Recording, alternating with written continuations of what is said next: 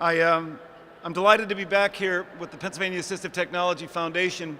It's an important milestone every year for me to be here as an advocate, as someone who listens to the folks that are really making lives better for the people I represent and for people across the entire Commonwealth. You know, when I first started in public life, it was back in 1982, and I just got out of college. I was working for the Redevelopment Authority of Lackawanna County, and I used to get federal and state money to remove architectural barriers in homes and apartments occupied by persons with disabilities.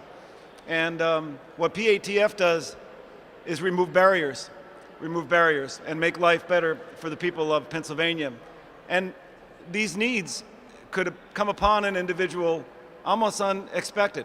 I would tell you right now, I have a beautiful wife back home who had a hip replacement, and unfortunately things didn't go too well. She developed a little bit of an infection and had a bit of a 6-week setback, but she's surrounded. First of all, she's got a wheelchair.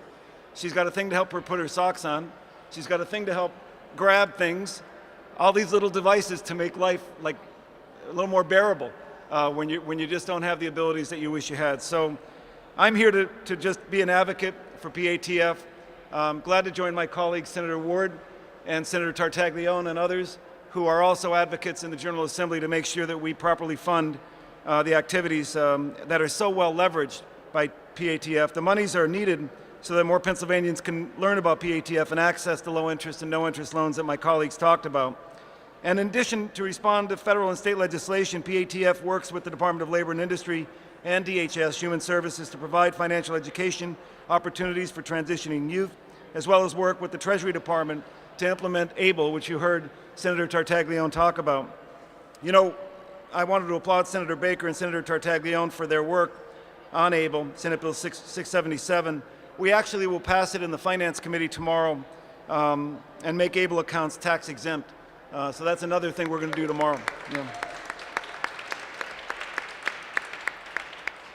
As you know, the U.S. Department of Treasury does designate community development financial institutions, and PATF, of course, enjoys that designation, and that's really important with respect to the financing that they do for the vitally important equipment that citizens need. Last year, we already heard from my other colleagues talking about what does it mean, you know, where you stand depends on where you sit, right?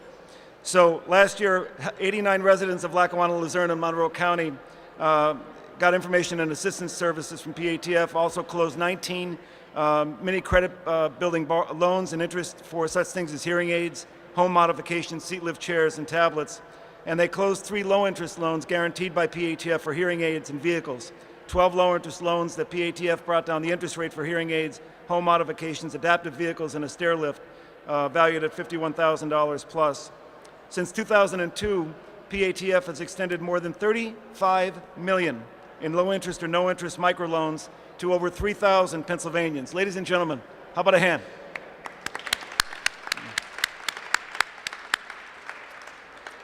In 2015 and 16, PATF helped 235 Pennsylvanians with loans worth over $1 million, and the overall default rate continues to be less than 6%, which is pretty substantially low, and it's kind of along with conventional lending that goes on in the market. It's like an industry average.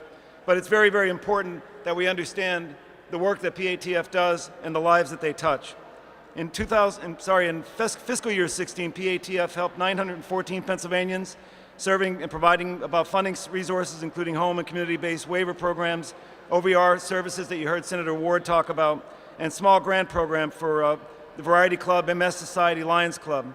And through these services, individuals were able to locate over $1 million in grant funding. It leverages significant financial support across the Commonwealth. And they also provide financial education to applicants as well as transition-age youth, as I mentioned before, the 5th edition of Sense and Sensibility, A Guide to Money Management. It's so important for folks to have the appropriate information at their disposal when they need it in order to make good choices. My dad always said, if you have the right information, you can crowd out bad choices with good ones. And that's what this is about. I do want to congratulate PATF for their unbelievable legacy of record and service to the people of Pennsylvania and persons with disabilities. As I said, removing barriers, improving the quality of life. I'll continue to be an advocate. I'm kind of left brain, right brain. I'm MSW. I have an MSW. I'm the only MSW in the General Assembly, but I'm also an MBA. So I understand numbers and economics. And PATF is occupying that same space, which is why I'm glad to be with them today. So Susan, congratulations for all your great work. Best wishes and God bless you. Thank you, Senator. Always a Thank pleasure. you. Thank you.